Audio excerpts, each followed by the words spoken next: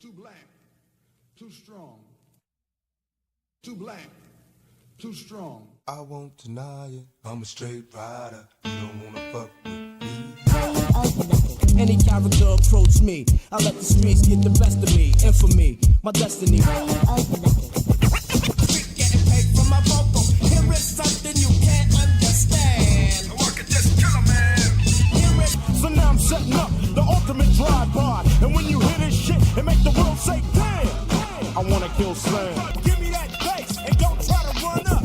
I hope he wears vest too, and his best blue. Going up against the Zulu. I got 99 problems, but a bitch ain't one. Hit me. Bitch, don't kill my vibe. Bitch, don't kill my vibe. Casino on the ass, spotted her more than once. Ass so fat that you can see it from the front. You fuck off my money, don't cop no sleep. Cause I'm the wrong nigga to fuck with.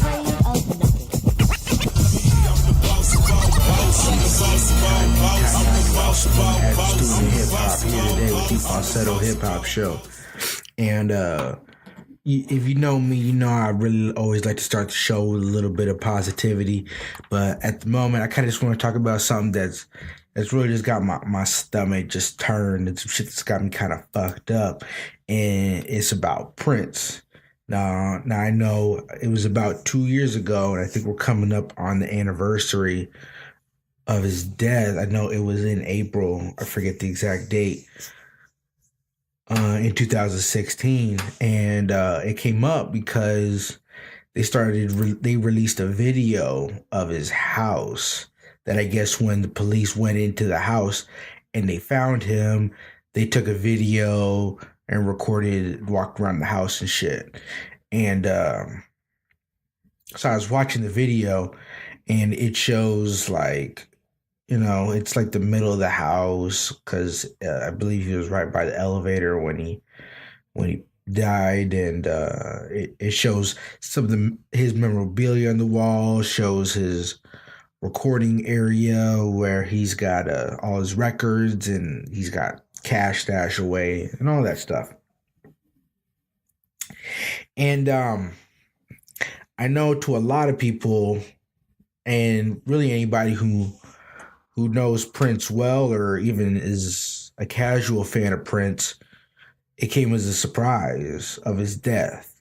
Because he's always been, I don't want to say skeptical, but he's always been very aware of some of the things that could be detrimental to our life and to our health, which is why I believe he was a vegan.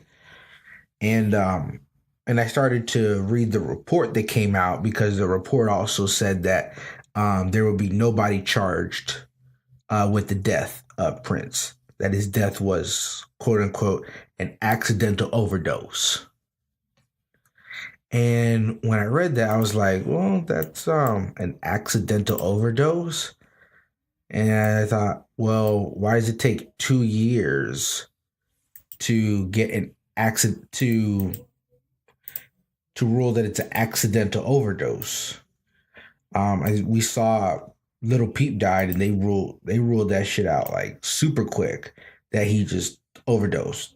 But he was a very avid drug user, and that's the difference here. His Prince was not an avid drug user, even though they've tried to string together statements making him out to be an addict. And actually a lot of the statements to say that, where some of the statements show saying that, and forgive me, I'm kind of going slow and piecing this together because I don't want to misspeak. They said, a lot of statements say, quote unquote, that he was dealing with pain for a long time. But they never at any point said what would cause the pain. Actually, the exact quote is, has been dealing with significant pain for a number of years and was treating himself. Now, it never at any point in time said what triggered the pain. That's very vague. Usually when you got pain, usually it's something that is kind of reoccurring. So maybe at a point in time you hurt your knee, Like you used to be a former basketball player and now your knees are messed up, and your knees are messed up because you banged them up or whatever. That's normal. Or you had a really bad surgery on like your thigh or your quad and it never really healed all the way, so you got a chronic pain. That happens. That happens. But I'll read you this exact statement, which contradicts itself. Because it says, in announcing the decision not to charge anyone in Prince's death, Mr. Metz, which is the attorney for the state, the district attorney for the state, said that the singer had been in significant pain for a number of years and had been treating himself with painkillers, although he had no known prescriptions for Vicodin or fentanyl in his name. This is key. He had no prescriptions for Vicodin or fentanyl in his name. Now, they ruled the cause of death was a fentanyl overdose. And if you're not aware of what fentanyl is some god-awful shit. It really is. Like, this is shit that if you take a gram of this shit, it will kill you. It will kill you. And one thing I noticed that was odd, and I apologize if I'm jumping around, is when I watched the video, showed a picture, and it said they found a white powdery substance. So the white powdery substance they found on the table would lend itself to snorting. But that, again, wasn't because it was taken in a pill, because it was in the stomach. So what was I don't understand the purpose of the white powdery substance and how that got there. They just highlighted it. Coincidence? I don't think so. But this is key because he died of a fentanyl overdose. And the reports from the attorney are saying that Prince thought he was taking Vicodin, but it wasn't Vicodin, it was fentanyl. And this is really what fentanyl gets tend to use for. It gets used in counterfeit drugs. So you may get a prescription for like Vicodin in this case, and it's not actually Vicodin, it's fentanyl. And it usually ends up killing you in that case. And so if I put these statements together for you, and you can let me know if this lines up with you, because it doesn't line up with me. It says he had no known prescription for Vicodin and fentanyl in his name. Another statement said that he was dealing with a significant number of pain for years. So I don't. And then another statement says he took Vicodin thinking it was fentanyl. Another statement says they found multiple bottles of like Bayer aspirin with unmarked pills in it. At the same time, the doctor that prescribed these pills has really never worked with Prince. Has never really had Prince as a patient. They even stated that he only saw Prince once before seeing him a couple weeks before he died, a month before he died, and prescribing him medicine, but didn't actually prescribe any medicine to Prince, described the medicine to a friend of Prince, a friend named Kirk Johnson. And then one of the times that they said Prince was feeling sick and wanted the doctor to come out to see him, the doctor didn't come out to see him. The doctor sent his son.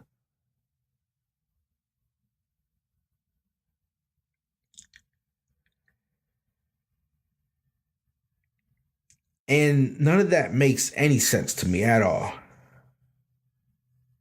Oh, and I forgot the real icing on the cake for this.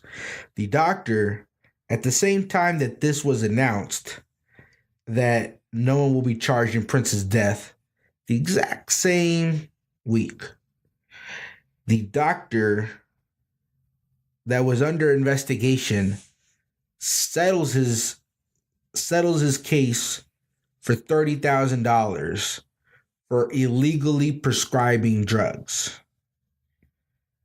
The exact accusations were that he prescribed drugs to Prince and they weren't actually, or he prescribed drugs to Prince's friend and they were for Prince.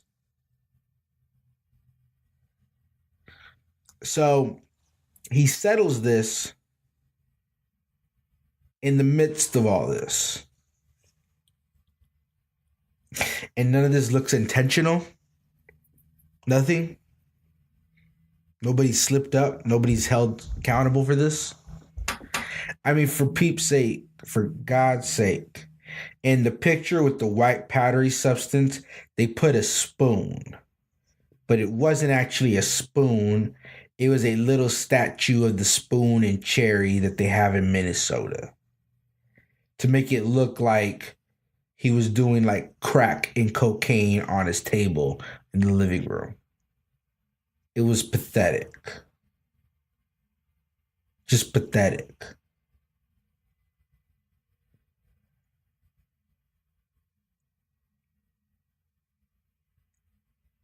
Prince was murdered.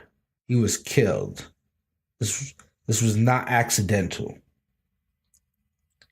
Nothing in any of these reports reads as accidental.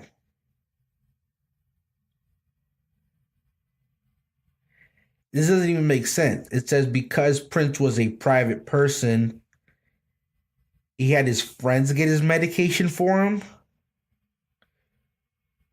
So you say you got his friends got medication for him, but then the doctor settles that, but then prescription drugs get prescribed to the friend, but then the doctor pleads that he didn't ever prescribe any of that illegally to the friend. I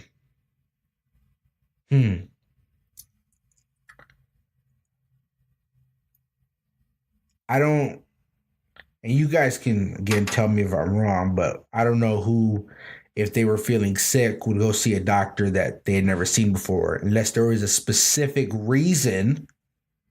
Think about it. An average person like me or you goes to see the same doctor every single time. If you go see another doctor, it's because your doctor wasn't there, and even then it's the same doctor as the doctor's office, or it's a nurse practitioner. If you go to a different doctor, maybe your insurance changed. If you go to a doctor, maybe the last doctor before that pissed you off. There's an exact reason for this. This was never mentioned exactly why he's going to a completely different doctor. And if you're a doctor and you have a patient like Prince, why would you ever send your son out and not go see your patient himself?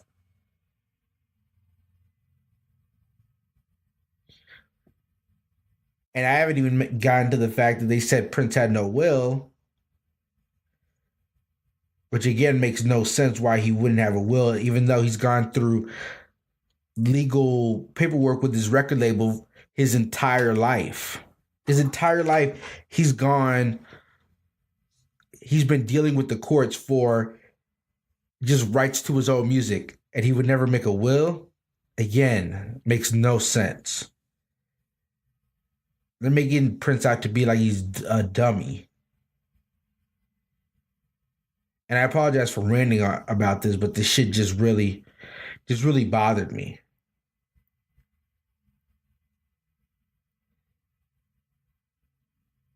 It just really bothered me.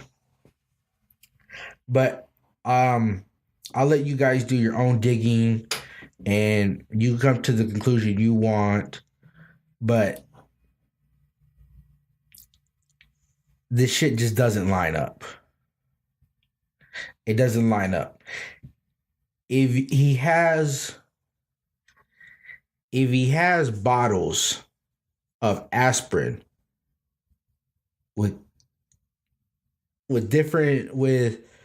medicine that's not aspirin, obviously. So obviously this implies that he was taking medicine, taking aspirin out, putting his own drugs in there, i.e. Vicodin. One, if all the drugs were counterfeit, they said they found these bottles in his home and in his studio, which implies he's been taking them for a period of time. Fentanyl is very lethal and kills you very quickly. So you wouldn't necessarily be stocking up on this shit and stashing it all over your house and your studio unless you're regularly taking it. Again, fentanyl is something you can regularly take.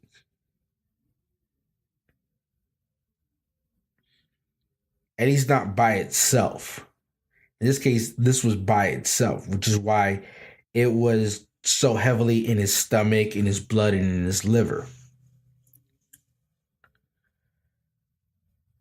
And so if he does have this and you find the bottles, why is he getting drugs from his friend?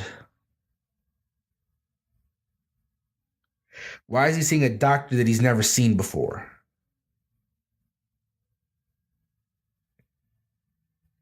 Why didn't he simply get a prescription for Vicodin if that's what he wanted? Or oxycodone. The doctor said he prescribed oxycodone.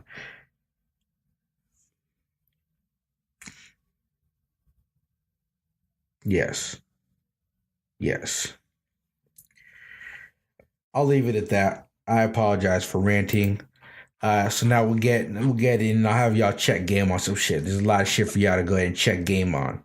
Now, first is good music. Now, I know we all like good music. And the good music for today is the record label Good Music, Kanye's record label, because Kanye says he's got an album coming, 7 songs. And it's funny because I just mentioned it this week. We're waiting on a Kanye album. And it's going to be here June 1st. June 1st, my Tata's birthday. The album's going to be 7 songs. At the same time, this was all posted over Twitter. So after he posted that, he posted he's got an album coming with Kid Cudi. So it's going to be a collaborative album called Kids See Ghosts. Also, Pusha T's got an album. His is going to be the soonest. Going to come out on May 25th. And Pusha T confirmed he will still be rapping about pushing weight and selling dope. But wait, there's more. Teyana Taylor's got an album coming out on June 22nd. He also confirmed. And I think the interesting thing that I found about this most was that he confirmed that he played the album for Charlemagne. Yes, Charlemagne from The Breakfast Club. Charlemagne flew out to California to meet up with Kanye so that he could play some music for Charlemagne. And I'm guessing it wasn't just the Kanye album. I'm guessing it was probably some of the Pusha T stuff, some of the Teyana Taylor, and some of the Kid Cudi stuff. But this fits exactly what I was saying earlier this week. Kanye is trying to make sure that his music stays on the pulse of what the current music is. That it fits in the same lane. If we think about it, although Kanye music always didn't sound good, depending on who was listening to it, but it's never really sounded dated. It's never sounded dated. Different, but never dated. It was always very on par for when it came out. And if anything, it was usually ahead of its time. So this lets me know that Charlemagne right now is probably one of the most connected people within hip-hop right now. Whether it's a number of podcasts that he's involved with executive producing, whether it's shows like Nori's On the Run Eating, whether it's shit for Revolt, other different content for Revolt, his own personal podcast, his book, interviews. He is part of the pulse right now as far as hip hop goes. Because hip hop is in a weird place where a big part of hip hop is these media personalities. These media personalities have shown up and have been around for a long time. Like Big Boy's been around, Sway's been around, Ebro's been around, and Charlamagne's been around. But it's become more prevalent than ever. And part of that, I believe, is associated with Joe Budden and his show that he did, Everyday Struggle, and going along with this podcast as well.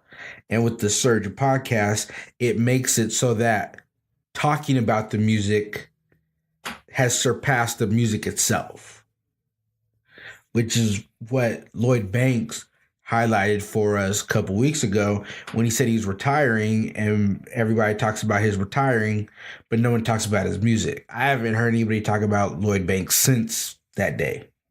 Since that day, I haven't heard someone say, oh, yeah, I checked out Lloyd Banks' music after that. Yeah, this shit's dope. The same people that were talking about Lloyd Banks a month ago are the same who are talking about Lloyd Banks now. There's no increase.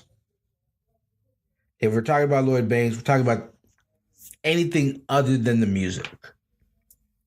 And I'm guilty of this myself. I realized this with sports, actually, for myself. I realized that I've spent more time listening to the sports analysis shows.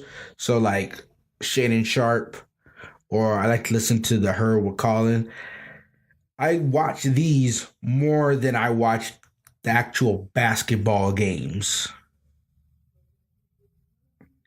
And I scratch my head and I'm like, damn, that's true. I did fuck up.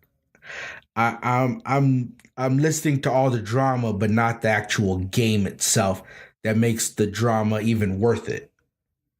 Because if these are just regular people, if Tristan Thompson is just an accountant, some nigga that works at Burger King, the story's not interesting. But Tristan Thompson plays for the Cavs, so it's interesting.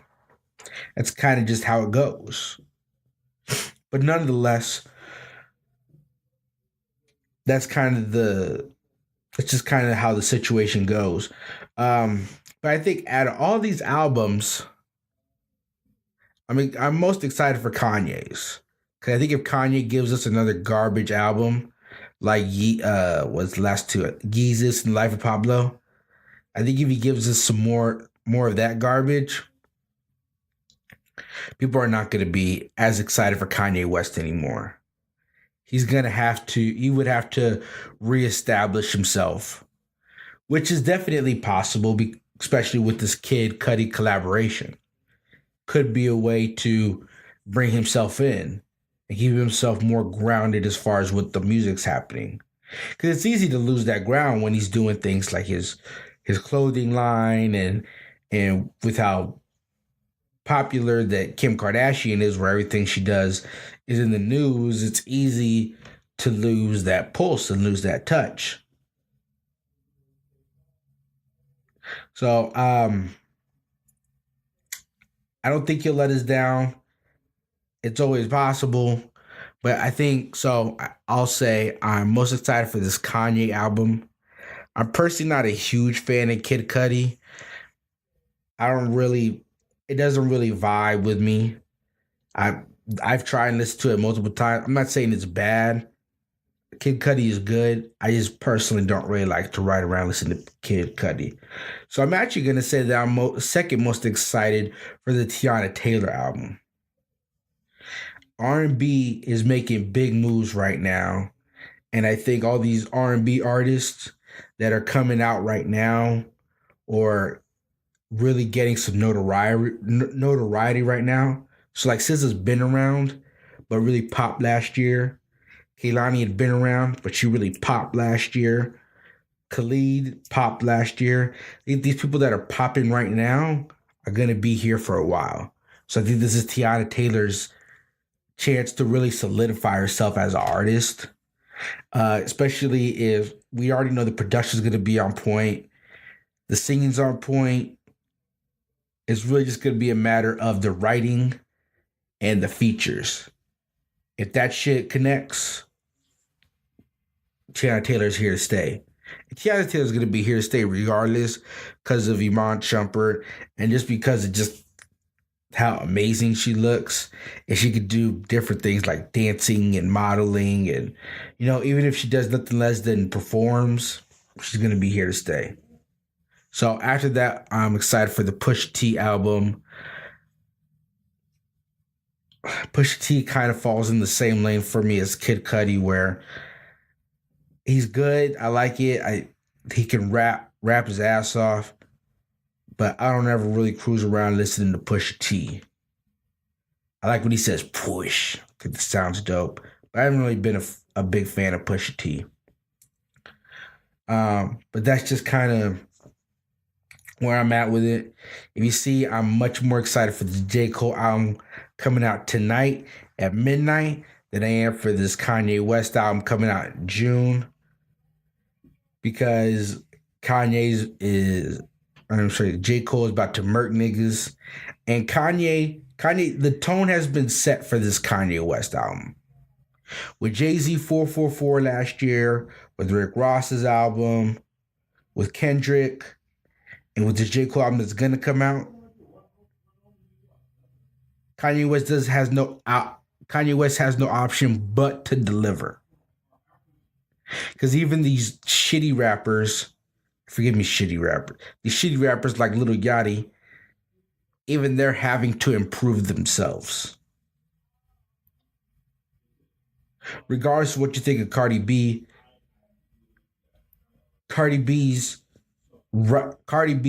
music is good because she has good writers. And I don't know if she just gets literally handed over records or how much she's involved with the writing process, but nonetheless, if you take the time to make sure that's good, it's all good. But on to the next. The next piece of information also falls in line with what I was saying earlier this week, is RZA. RZA says GZA deserves a Pulitzer Prize for his Liquid Swords album and the Beneath the Surface album. And I agree 100%. The writing on both of those is phenomenal. There are a very small select number of rappers ever that could touch the GZA the genius. And it's just one with the time period that those came out, they weren't even a thought. Stories started to come out today that mimic the sentiment that I had said, which was that because of hip hop being touted as the number one genre, people started using it for a stimulus package. Well, Pulitzer came out and he said, we made a specific focus to get something from hip hop as one of these, or to at least analyze it, which means they weren't even considering us before this year. Up until 2018, they were not considering hip hop music for this award.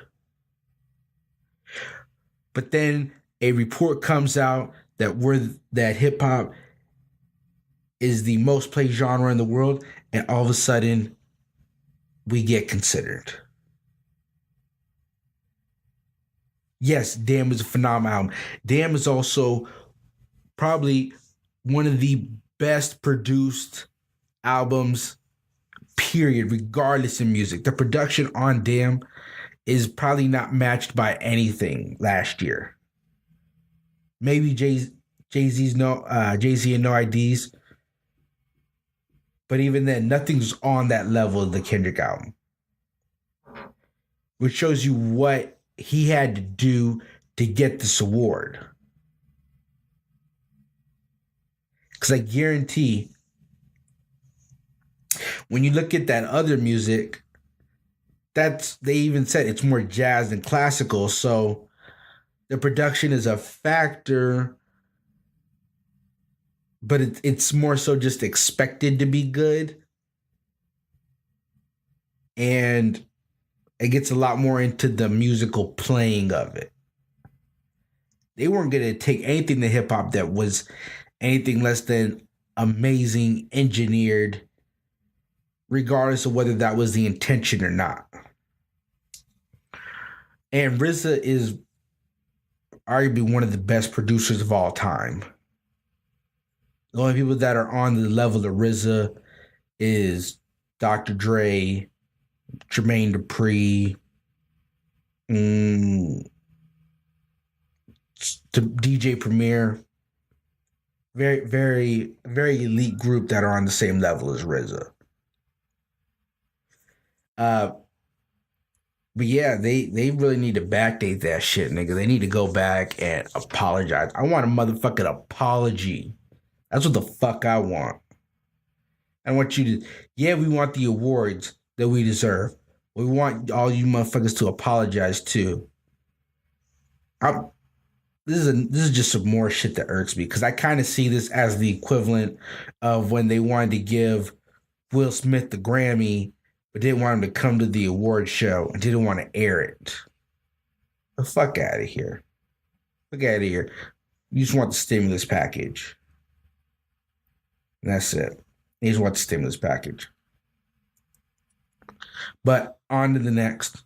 And our next segment is Knocking Boots. A Knocking Boots segment. And the question that I have for this is when I was just scrolling through Instagram. You know how it is when you scroll through Instagram. And I seen a picture of Kylie Jenner. And I asked myself said, are babies good for business or bad for business when you're in the entertainment business? Because Cardi B came out in some of her, since she's been, now that her album's out, she's on the interview promo run. Now that her baby's announced, she's on the interview promo run. And now that she's already done like Jimmy Kimmel and Ellen and shit, now she's coming to these little radio stations, stuff like that, which is fine. She's on that level. And she was speaking how people would react to when she found out she was pregnant, and how she needed to be able to plan for this and couldn't just fly by to do it. And I started to think about this Travis and Kylie, because Kylie was with Tyga for a while, and obviously Kylie wanted a baby because in her case it's good for business, because more promo, more controversy, more drama. That's how she keeps that train rolling for her and her family. That's just how that family does. That's the only thing they can do to keep the train rolling, is they need more controversy and more drama. So that's evident. So the more babies, the better, to a certain extent. So that makes sense. But then I started thinking, well, why didn't she have the baby with Tyga? Because it's not like it's been a long time. It was literally months after her and Tyga broke up. She's seen with Travis Scott. And then about a month after she's seen with Travis Scott, seen in public with Travis Scott, it comes up she's pregnant. And I saw the picture, a more recent picture of Kylie, and I'm like, Kylie doesn't even look that goddamn good. Now, I remember a couple of years ago when I saw Kylie, and she was 18. When I saw Kylie, I was like, I thought she looked good. I thought she looked cute. And now I see her, and I'm just like, you look hella fake. Like, you look like a fucking Barbie doll in a real way. Like, obviously Kim and Chloe and all of them, they got plastic surgery too. Sometimes it's more like natural than others, and it just looks more fake to me, because she's younger. But then for Travis Scott, how does this baby vote for him? Because I can't imagine that having a baby was what he wanted, unless either it was an accident or it was intentional. And I don't really see it being an accident. I feel like it is probably very obvious that Kylie wanted the baby. So that, oh, Travis Scott wants a baby too? Travis Scott is like Travis Scott right now is probably one of the first go-to people for features right now in terms of hip hop. It's even more so than the Migos, I think. The Migos is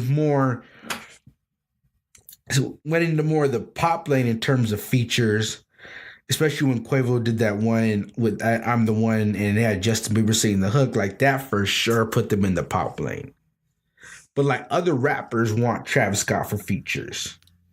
So I haven't really seen this baby even since I believe the baby was born a couple months ago. I haven't really seen it raise his profile at all. It's raised his profile in the sense that now Kardashian fans are for sure Travis Scott fans. But I had to imagine that there was a lot of overlap between those two fans to begin with. So I'm going to say babies, good for business, depending on your age. At 25, you know what? Let me rephrase. Baby's bad for business. Entertainment bad for business. Let me forget all that shit. You can parlay that and turn it into a positive, but from the rip, it's bad. Unless you strategically plan it out the way Cardi B did on how you can finesse it into some more money, like how I did that finesse, dripping in it, and parlay that into some more money. I don't really know. If you don't do that, then the shit's a wrap for you. Sorry. Don't do it. Have the abortion. Pay the $30 or $60. I think it's like $60. Cost shit a day. But either way, on to the next. So to go ahead and wrap this up, I'm going to talk a little bit about the Starbucks boycott. And I'm not going to get too much into the boycott itself because it's already been pretty dissected and all you guys probably have your sides and thoughts and opinions on it. But I'm going to just say my personal experience. Because for me, I haven't really been drinking a lot of Starbucks in the first place. In the mornings, there's a Dunkin' Donuts by my house. Everybody there knows me. They know my order right when I pull up. They know my voice when I get to the drive-thru and they have that shit ready. So I like going there. But when I go to other Dunkin' Donuts that are not that specific one, shit can go AWOL. And I'll tell you how. Normally, if I'm outside my area, I go to a Starbucks because I know what I'm going to get. I went to a Dunkin' Donuts in Phoenix right after me and my dad had dinner just for me to get some coffee so I could come record, have a little bit of energy. And I go into Dunkin' Donuts and all the red flags I avoided, or I should have avoided, and I should have just walked out, but I didn't. One, I walk up to the door. I go to open the door. The door doesn't open. It's locked. And I thought it's odd. So then I look at the sign on the door. It says they don't close till 10. But there's people inside. And I thought, oh, maybe they just got in right before. But I'm like, it's only like 7:30. Close to 10. And then I see the dad that's at the counter. He tells the little girl, hey, open the door for him. I thought, oh, that's nice of them to open the door for me. So I go in, and he's like, hey, make sure you put that rock back. I thought, what? And the little girl goes and puts the rock in between the door so the door is propped open. Because the door was broken, it wouldn't stay unlocked. The door was just locked if you closed it, and it was just broken. And so then the second red flag is that there's fucking kids running around.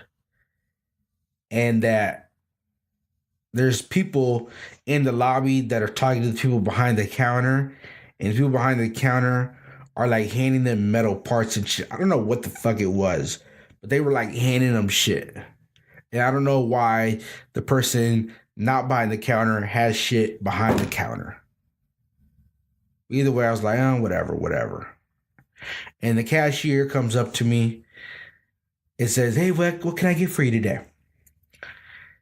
This bitch had no teeth.